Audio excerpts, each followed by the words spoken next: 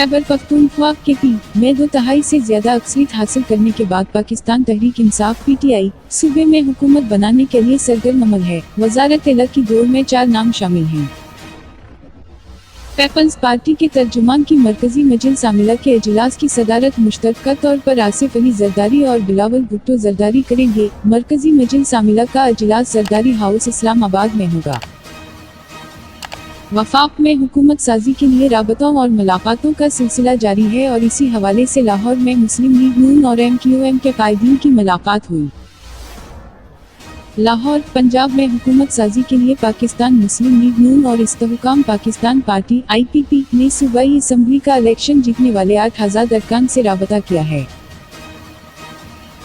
इंतखाबात में खैबर पख्तूनख्वा से किस्मत आजमाई करने वाले कई बड़े सियासतदानों को शिकस्त का सामना करना पड़ा। कौमी असम्बली के हल्का N15 मानसेहरा से साबिक वज़ीर-ए-आज़म मियां नवाज शरीफ PTI के हमायत याफ्ता आज़ाद उम्मीदवार शहजाद गिस्तास खान से हार गए, जबकि 2013 और 2018 के आम इंतखाबात में ही नशिस्त पाकिस्तान मुस्लिम लीग नून के उम्मीदवारों ने जीती थी।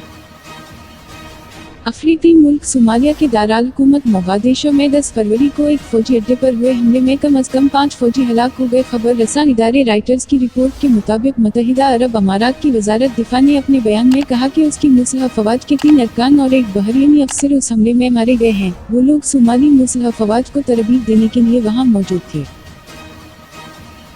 अमरीकी ऐवान नुमाइंदगान की खारजा अमूर कमेटी के चेयरमैन का कहना है कि पाकिस्तान के इंतखाबात में करप्शन या फ्रॉड के इल्जामात की मुकम्मल तहकीकात होनी चाहिए। माइकल मक्काल ने अपने एक बयान में कहा है कि इलेक्शन में करप्शन या फ्रॉड की जिम्मेदारों को इंसाफ के किनारे में लाना चाहिए। इसराइली फौज ने विदवा किया है कि फिलिस्तीनियों को अमदाद फ्राहम करने वाली अक़वाम मुत्तहिदा की एजेंसी UNRWA के गजा हेडक्वार्टर्स के नीचे हमास की तवील सरहद मौजूद है।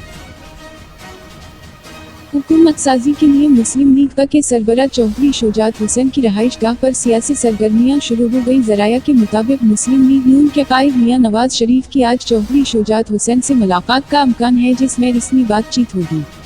हेडलाइंस देखने के लिए शुक्रिया। मजीद अपडेट देखने के लिए प्लीज सब्सक्राइब कीजिए MyPK न्यूज़ हेडलाइंस चैनल। अब हमें इजाज़त दीजिए, फिर मिलेंगे न्यू अपडेट के साथ। तब तक के लिए खुदा हाफिज।